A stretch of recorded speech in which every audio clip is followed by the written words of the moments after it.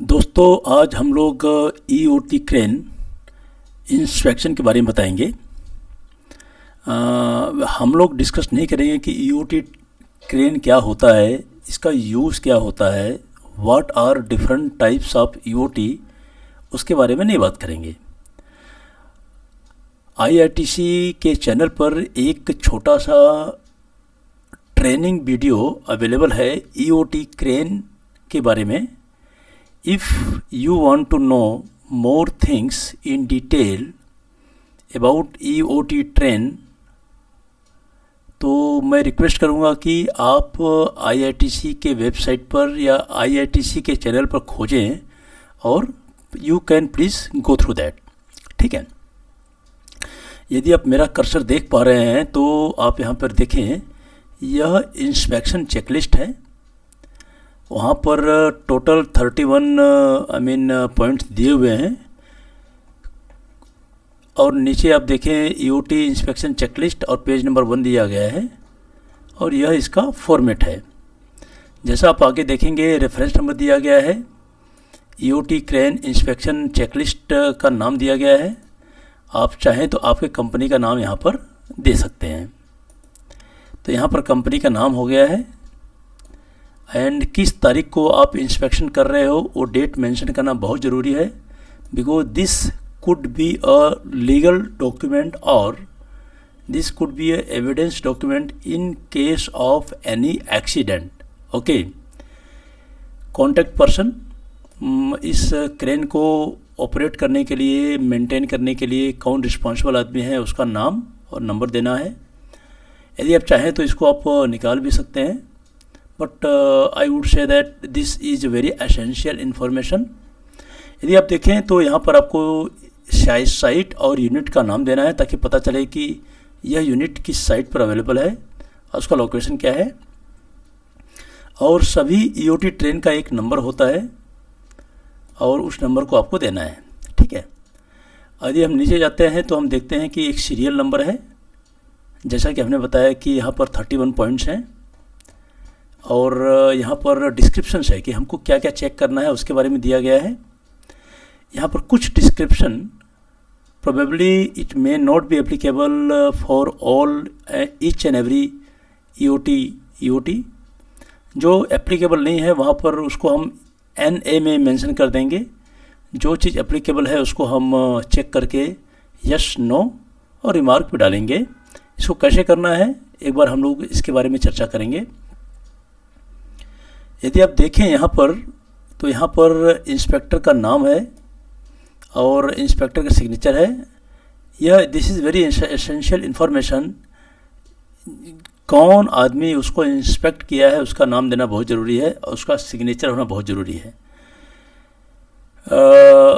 Inspector must be approved, must be trend, must be knowledgeable, skilled and competent आदमी होना चाहिए ताकि उसको कम से कम पता होना चाहिए कि इसका मतलब क्या है और उसका सिग्नेचर यहाँ पर देना ज़रूरी है। ठीक है, let us go through point by point so that you can understand the description. हम इसके डिस्क्रिप्शन के डेफिनेशन के बारे में आज नहीं बात करेंगे।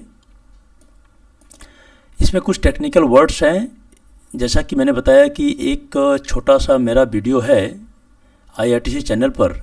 यदि आप चाहें तो उसको गो थ्रू करें ताकि जो टेक्निकल वर्ड्स के मीनिंग क्या हैं और क्या होते हैं उसके बारे में आप सीख सकें। ठीक है, let us go through quickly. Serial number 1, hook इन गुड कंडीशन। जैसा कि आपको पता है कि किसी भी क्रेन का vital element and main element hook होता है। Without this crane can not be full and most of the accidents poor hook condition पर होता है। ठीक है, तो आपको देखना है कि हुक कंडीशन अच्छा है या नहीं है। उसमें क्या क्या देखना है, जो वाइटल पॉइंट्स हैं, कोई विजिबल क्रैक, कोई गॉजिंग है, कोई एक्सेसिव वियर एंड टियर है, एंड लैचेस, जो उसके ओपनिंग एंड क्लोजिंग लैचेस हैं वो सही है या नहीं है।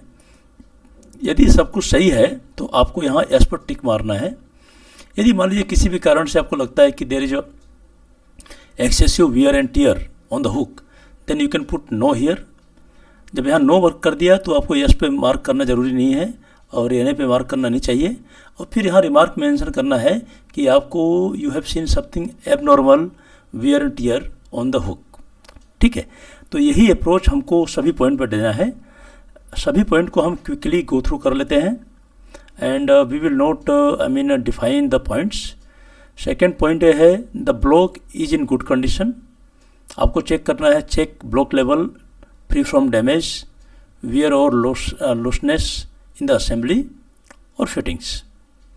जैसा आप ऑब्जर्व करते हैं वैसा आपको यहाँ पर मेंशन करना है। Crane rope free from Kings. Kings क्या होता है वो आपको जानना ज़रूरी है। या तो ईओटी ट्रेन का जो इंस्पेक्टर है ही must be knowing the what is the meaning of king.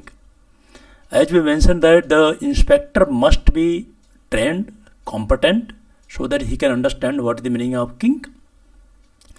Crane rope free from the twist. Crane के रोप में कोई ट्विस्ट नहीं होना चाहिए और आपका आंसर इसी तरह से yes no not applicable and remark में देना है। नॉट एप्लीकेबल तो पॉसिबल ही नहीं है बिकॉज अभी सभी क्रेन में रोप होते ही होते हैं।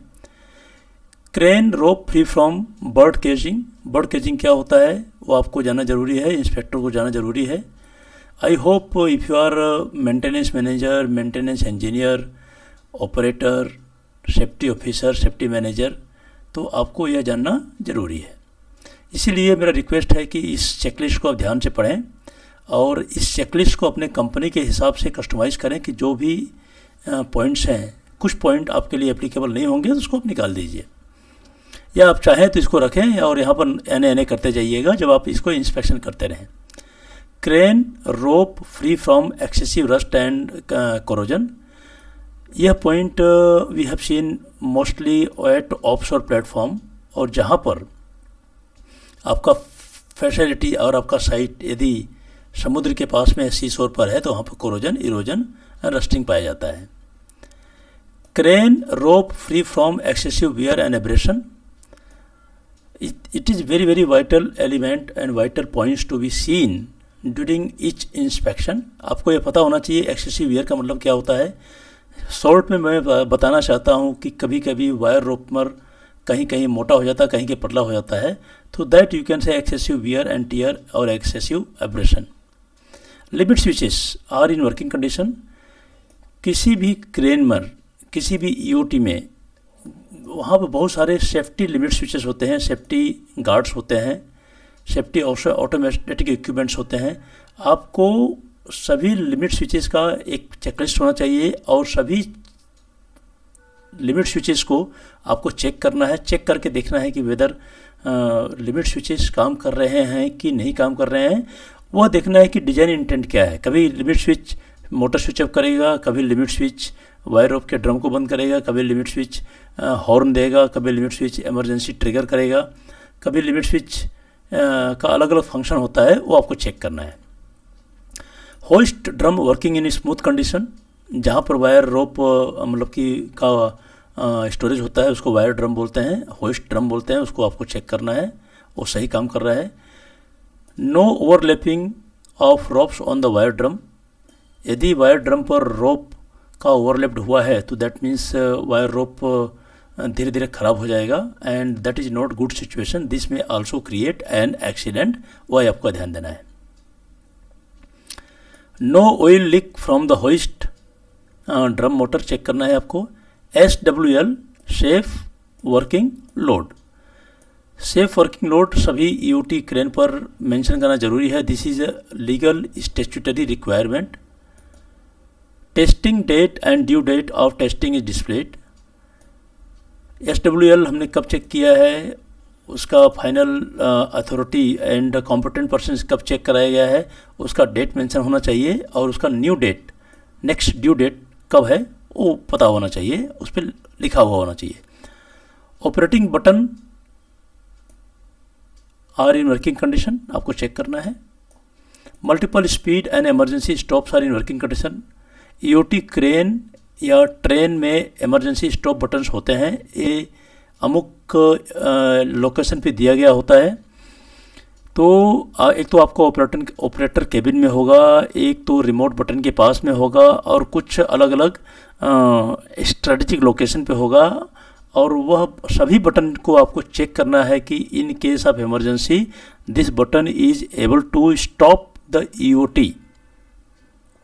ठीक है, ये बहुत ज़रूरी है।